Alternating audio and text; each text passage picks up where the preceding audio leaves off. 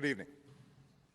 Tonight, I can report to the American people and to the world that the United States has conducted an operation that killed Osama bin Laden, the leader of al-Qaeda. Geronimo, as he was known, or as the Sheik, was 6'5", close to God and thin. Called Sheik by the young man he took in. Even when he was on the run, he would risk a drone hit to telephone his mum. Geronimo avenged Iraqi kids killed by the UN sanctions. He was given, for offering his kingdom that he would oust Americans, given home detention, passports surrendered, prohibited from his millions, even though he disdained Gaddafi and Hussein as much as anyone in Washington or London.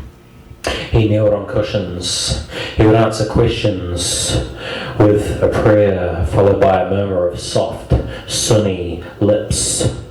An honourable man, it was not permissible to break a pledge of allegiance, even that of the Americans. This he taught his minions.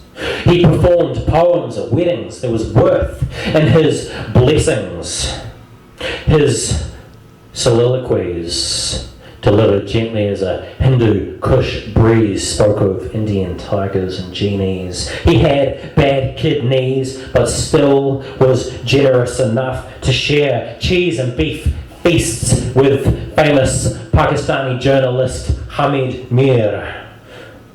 Her granddad, with pride, and 4 wives before he died. He dyed black his thinning hair. Geronimo took in kids at universities and lonely countries. He stood in front of Russian tanks in Central Asia and 4 times a day gave God thanks. Immigrants from Malaysia to Tangier sweated at his side on the same construction sites. Geronimo built holy roads from Mecca to Medina.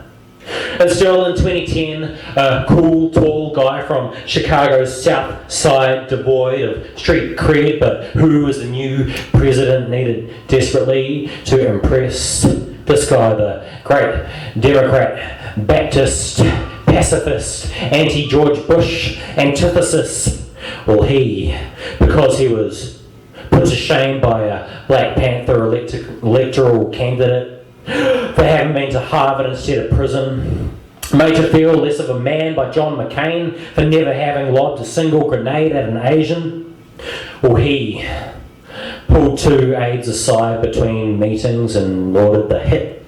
It took him half a minute and crossed it off his to-do list. Because I know Indonesian, Hawaiian, Kenyan, I've got to show that I care. Even if I've got to take out a guy, deprive 4 weeping wives, even if I've got to hit a granddad with 50 grandkids.